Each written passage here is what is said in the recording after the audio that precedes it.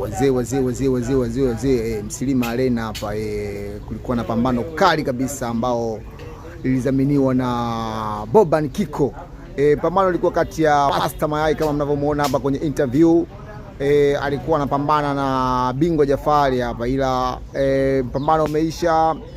Master Mayai ameongoza kwa bao 3-1. Master Mayai, kwenye interview unawaambiaje mashabiki wako na namna pambano lilivyokuwa linaendelea na mpinzani wako, namna alivyokuwa mnacheza kwa umakini zaidi?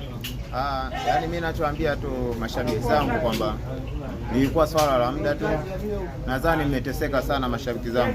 Kwa sasa hivi ni muda wenu wa kufly.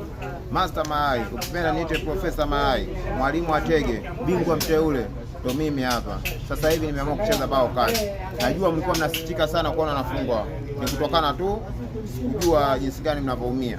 Sasa mimi nilipojitenga kwenye mabao juzi kati, nikaona kweli mashabiki zangu wanaumia. Sasa hivi nimerudi kwa ajili ya kupambana. Kokote kule, sina timu na mtu, sina ubaya na mtu, sina undugu na mtu katika draft.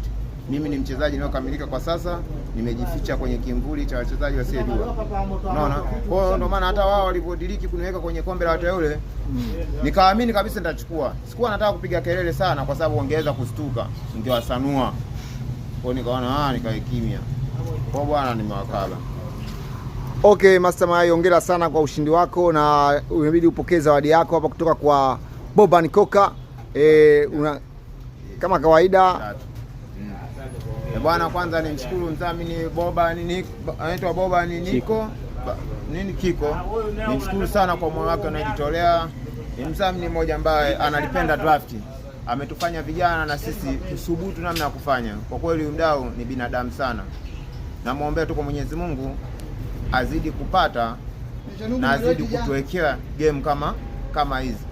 Mimi nikiwa kama Master Mayai siwezi nikamwangusha hata mara moja. Nitadiriki kupambana kwa sababu ni mchezo. Leo nashinda, kesho kuna kufungwa. Ila siwezi nikakata tamaa.